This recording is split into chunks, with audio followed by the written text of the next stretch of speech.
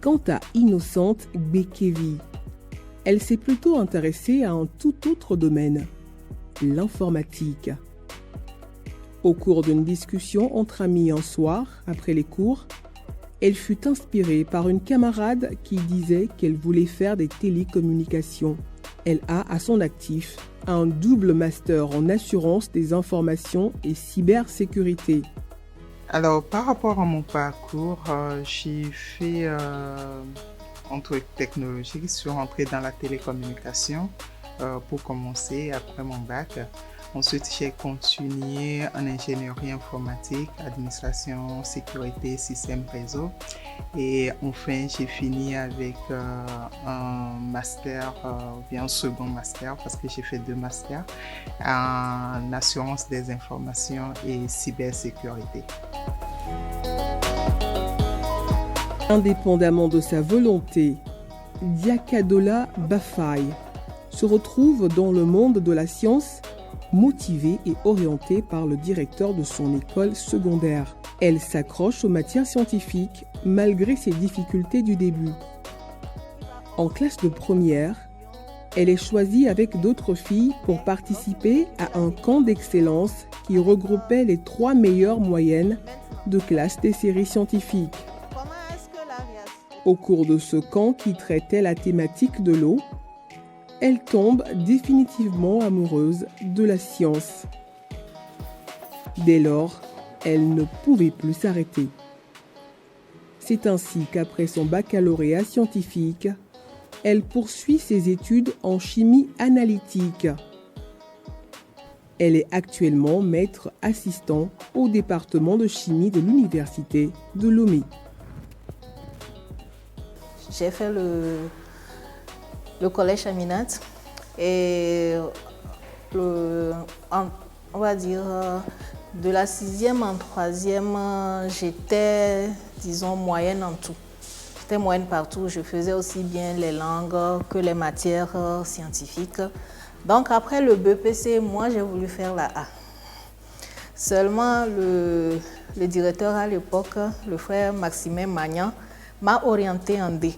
Donc à la rentrée, arrivée en seconde, je suis allée le voir, j'ai dit non. Il m'a dit non, Bafai, moi je pense que tu peux réussir en D. Donc c'est comme ça que je me suis retrouvée à faire les filières scientifiques. Donc il se fait que je m'en suis bien sortie. Donc j'ai continué. Après son baccalauréat série C, Odile Tikouaka s'engage en mathématiques à l'université de Lomé avant de poursuivre en master à l'Institut international d'ingénierie de l'eau et de l'environnement. Diplômée, elle travaille dans une société chinoise spécialisée dans la production de coffrages industriels avant d'être envoyée au siège à Pékin en Chine. Elle revient au Togo où elle est depuis un bon moment l'administratrice générale de l'ARYP African Rural Water Pro, qui est spécialisée en ingénierie de l'eau et de l'assainissement. Elle est aussi très engagée au GF2D pour la question des droits des femmes. J'ai fait le bac C, après j'ai fait les maths à l'université. Et j'ai continué en ingénierie de l'eau et de l'environnement au Burkina Faso à l'Institut international de l'ingénierie de l'eau et de l'environnement. J'ai eu à travailler dans une société chinoise qui est spécialisée en production de coffrage industriel. Et donc j'ai travaillé avec eux au Togo. Puis j'ai été affectée au siège en Chine à Pékin, avant de mettre en place ARWP, qui aujourd'hui est là où je travaille. Hormis ce parcours professionnel, je suis aussi engagée auprès du GF2D sur les questions des droits des femmes, surtout les droits économiques et politiques. Et l'absorbance de la Ces femmes scientifiques, contre toute attente, n'ont pas eu de parcours sans accroc. Elles ont dû vivre et supporter ainsi les tares de nos sociétés, des mauvaises langues aux préjugés indétrônables envers leur personne, la peur d'être jugées, est rejetée et la timidité. Être une femme scientifique chez nous, c'est être soumise à des préjugés, surtout des préjugés au niveau matrimonial, parce que est-ce qu'elle pourra se marier vu qu'elle passera plus de temps au laboratoire, en tout cas dans son lieu de travail? Est-ce qu'elle pourra tenir un foyer? Est-ce qu'elle pourra respecter son homme parce que c'est une femme de science, donc une femme de caractère? Donc c'est tout ça aussi qui fait que la jeune fille appréhende un peu parce qu'elle est élevée pour qu'elle soit une bonne épouse. Elles ont éliminé la peur, la timidité et sont devenues tenaces. L'abnégation et la volonté sont leurs plus grandes forces. Elles ont pensé à leurs rêves et leur envie de les réaliser. Comme Denise Logossou, qui a abandonné la filière littéraire malgré des notes moyennes en matière scientifique. Son parcours universitaire a été motivé par son envie d'en savoir un peu plus sur la science environnementale. L'analyse de l'eau, des végétaux, des animaux. Je n'avais pas vraiment eu de difficultés, mais je n'étais pas tellement excellente, mais j'étais dans la moyenne. Elle voulait aussi trouver des solutions à certains problèmes de santé, aller à la source même des maladies afin de l'éradiquer complètement en amont pour permettre à la population togolaise et même mondiale de ne plus contracter ces maladies. J'ai pensé à revenir à la base pour agir plutôt à la base et ne plus laisser toutes ces personnes-là avoir recours à la pharmacie après, mais agir sur leur santé pour qu'ils n'aient pas surtout la maladie et pour être libre, ne plus aller à l'hôpital après. Denise Logossou a su faire abstraction des préjugés selon lesquels les femmes ne pouvaient pas être des scientifiques. Pour elle, la science s'utilise au quotidien et partout. Ou encore Carla Douadi, qui a surmonté sa forte timidité en se mettant directement à l'eau, et Nassifatou Titipina, qui a ignoré les médisances en son encontre. Innocente Bekevi, elle, a eu un parcours difficile, avec le manque de moyens financiers, le manque de soutien, les difficultés d'insertion professionnelle et d'autres pour décrocher des stages afin de valider son BTS. Le fait d'être une femme a été aussi par moments intimidant pour la jeune femme qu'elle était à l'époque. Les difficultés, il y en a eu.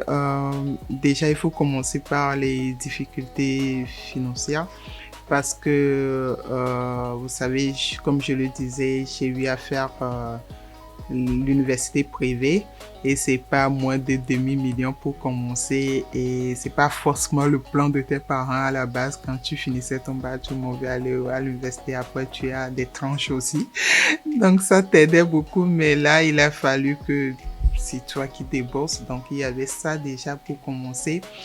Et ensuite, il y avait le fait que j'avais personne parce que c'était tout nouveau pour moi. J'avais personne qui était dans le domaine que je connaissais, auquel je peux me référer pour me guider. Donc, il fallait, c'est un peu comme un bébé dans un trou de nourrisson. Donc, il fallait vraiment être concentré pour pouvoir réussir ce domaine-là. Je ne vais pas dire que je suis forcément timide, mais j'avoue que je ne me voyais pas trop comme un leader. Alors là, je me suis retrouvée dedans à vouloir lancer quelque chose, être en avant d'un projet, diriger une équipe, et ça, c'était un réel défi parce que je ne me voyais déjà pas capable de gérer ça. Et donc ça, c'était un peu des difficultés intrapersonnelles où j'ai dû me surpasser certains blocages pour vraiment y arriver. Toujours cette difficulté sociétale, le fait qu'il y a encore une réticence à accepter le fait qu'il y a une femme, une personne de sexe féminin qui fasse des choses, qui se débrouille, qui essaie d'aller de l'avant.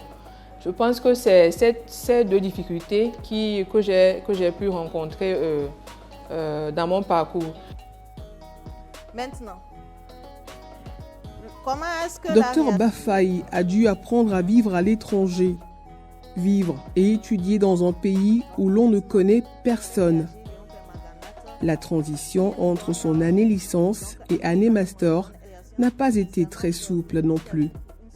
Elle a dû bosser doublement pour se mettre au même niveau que les autres. S'implanter dans un nouveau secteur avec une nouvelle activité n'est pas chose facile.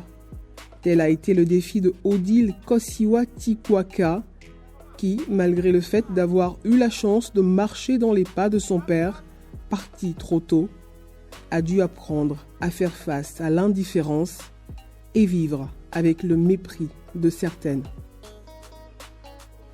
En termes de difficultés, c'est un peu les difficultés que chacun rencontre quand on commence une nouvelle carrière. Apprendre à connaître le milieu, apprendre à faire face à des différences.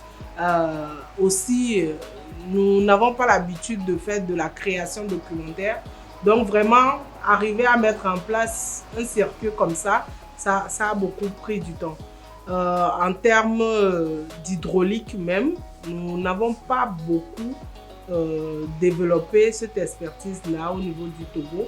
Nous avons des doyens qui sont là, ici et là, mais pas autant que les génies civils qui sont très très présents dans le secteur. Donc voilà, c'est vraiment arriver à développer les nouvelles technologies, les nouvelles approches qui sont présentes dans le domaine au Togo. Voilà, c'est plus ça les grandes difficultés que je peux relever. Malgré ces difficultés, elles n'ont pas abandonné. Elles ont obtenu le soutien des personnes de leur entourage. Carla Douadi, chanceuse, a croisé le chemin de son professeur, qui lui a permis d'intégrer le centre FEAV, où avec d'autres jeunes filles, elle apprit à devenir une passionnée. De façon plus concrète, il faut le dire, j'ai vraiment rencontré le professeur Agbati qui est justement le fondateur de cette ferme et c'est là où ma vision a réellement été plus orientée vers l'application de cette science-là aux réalités de notre pays, de notre continent, où j'ai vraiment voulu l'appliquer à quelque chose de productif comme la biomasse, etc. Et là, je peux dire que j'ai trouvé ma voie. Innocente Bekevi avait ses parents comme piliers. Leur soutien en lui laissant le choix de faire ce qu'elle veut et sa volonté de découvrir de nouvelles choses dans un domaine inconnu ont été un support incontournable. L'aide des parents, je peux dire que c'est déjà le fait de te laisser faire ce que tu veux parce que c'est pas évident. Il y a certains parents qui insistent ou bien qui définissent déjà le plan, le futur de leurs enfants. Donc, à un moment donné, quand tu veux décider, toi-même, ils ne te laissent pas faire. Donc, pour ma part, je peux dire que la liberté qu'ils t'ont laissé de choisir, comme je vous le disais à la base, je voulais faire médecine, c'est ce que j'ai eu à dire. Après, j'ai voulu changer et surtout, quand ils ont vu le coût financier que ça va générer, ils peuvent se dire non, on peut pas, tu peux pas faire ça parce qu'on n'a pas les moyens, mais ils ont dit ok, vas-y quand même, on verra ce qu'on peut faire. Donc voilà, et ils prient pour toi et puis c'est ça parce que à certains moments ils savent pas trop c'est quoi ton domaine, comment ils peuvent t'aider, comment ils peuvent intervenir, donc ils vont juste prier que tu réussisses quoi.